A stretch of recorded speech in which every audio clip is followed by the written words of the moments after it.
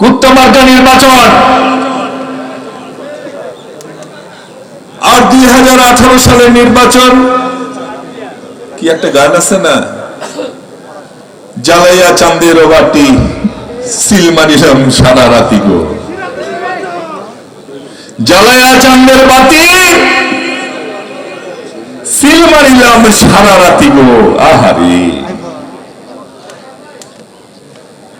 আর 2024 নির্বাচন সর্বশেষ, আমি এবং দামি। আমি বলে দামি রে তুই বেটাকে, দামি বলে তোমার মা যে আমার মা সে।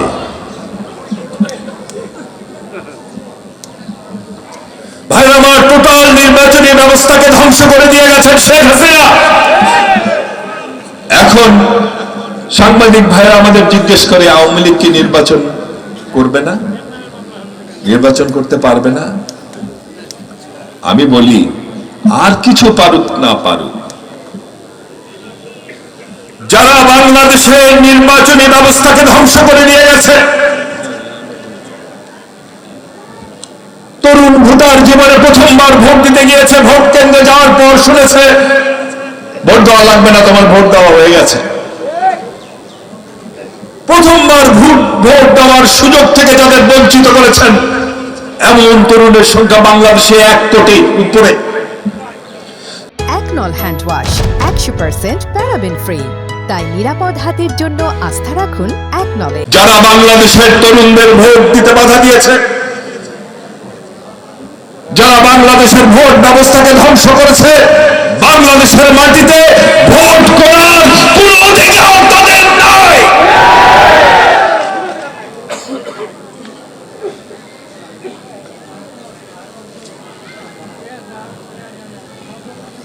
ভাই আমার বক্তব্য দীর্ঘায়িত করব না। এখন সময়টি কিভাবে চলতে হবে আমাদের নেতারা এত সুন্দরভাবে বলে দিয়ে গেছে। তবে খারাপ লাগে ফেসবুক গণমাধ্যম, এটা হচ্ছে সামাজিক যোগাযোগ মাধ্যম ফেসবুক, এইখানে বিএনপির বিরুদ্ধে একটা প্রচারণা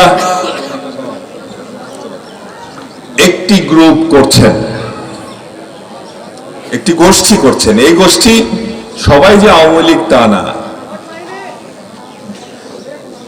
আওয়ামী লীগ ছাড়াও অনেকেই আছেন, তারা বলছেন বিএনপি এটা দখল করছে, ওটা কিছু হয়তো করছে, আমরা তাদের বিরুদ্ধে ব্যবস্থা নিচ্ছি। কিন্তু বেশিরভাগ অপপ্রচার, এই অপপ্রচার কারা করছে চেনেন না? হ্যাঁ, শুধু কি আওয়ামী লীগ? আরো আছে। ওদের বলি একটু ভালো হয়ে যান। আর সারাক্ষণ ফেসবুকে কি করেন? নামাজ টামাজ পড়েন? সারাক্ষণ ফেসবুকে থাকলে নামাজ পড়েন কখন? লেবাসটা একটা পড়েন রাখেন, সেটার একটা নিয়ম তো আছে। সারাক্ষণ ফেসবুকে দেখি বিএনপির সমালোচনা করেন, নামাজ টামাজ পড়েন। আর একটি গোষ্ঠী বলে বিএনপির কোন নেতার ভাষণ দিলে নিচে লিখবে এতদিন কই হাসিনার তো কিছু করতে পারেননি, লেখে না? ওনাদের বলি ভাইরা আমার, আইসেই তো গরম ভাত পাইছেন, গরম ভাত এত সহজে তৈরি হয় না, অনেক কষ্ট করতে হয়েছে। এখনো রাত হলে আমাদের ঘুম ভেঙে যায়, হঠাৎ করে মনে হয় এই বুঝি দরজায় কেউ করাঘাত করলো, এই বুঝি কেউ এসে আমাদের ধরে নিয়ে যাবে, আমাদের জেলে নেবে, আমাদের হত্যা করবে, আমাদের গুম করবে। হায় আমার বাবার কি হবে, আমার মার কি হবে, আমার স্ত্রীর কি হবে, আমার সন্তানদের কি হবে। এখনো কিন্তু আমাদের মনে হয় রাতের বেলা ঘুম থেকে হঠাৎ করে উঠে সেই দুঃস্বপ্ন। গভীর ভাবে ভালোবাসি নিজের স্ত্রী সন্তান, ভালোবাসে না সবাই? আমরাও ভালোবাসি, কিন্তু শুধুমাত্র বিএনপি করার অপরাধে, হাসিনার স্বৈরতন্ত্রের বিরোধিতা করার অপরাধে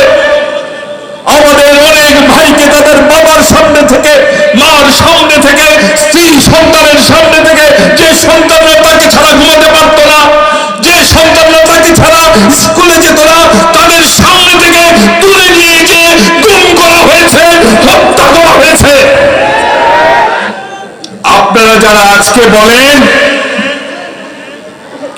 জানের ভয়ে ছাত্রলীগ করেছি,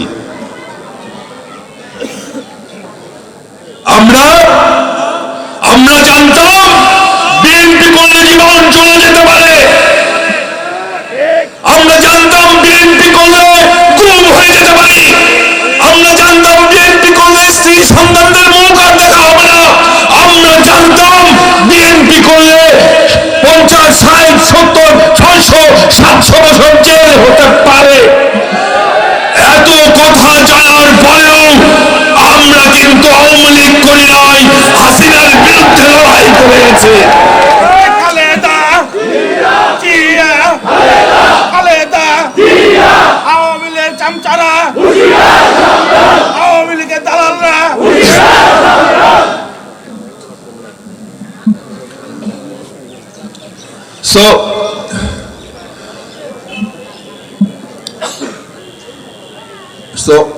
যেটা বলতে চাচ্ছিলাম, আমাদের এই আন্দোলনের মুখেই কিন্তু হাসিনা জনবিচ্ছিন্ন হয়ে পড়েছিল এবং যতবার আমাদের নেতা তারেক রহমান জনগণের কাছে আহ্বান জানিয়েছেন, আমাদের নেত্রী আহ্বান জানিয়েছেন, আমাদের আহ্বানে সাড়া দিয়ে এদেশের জনগণ হাসিনার কোন বদল নির্বাচনে অংশগ্রহণ করে নাই। ঠিক, আমি কি ভুল বলেছি?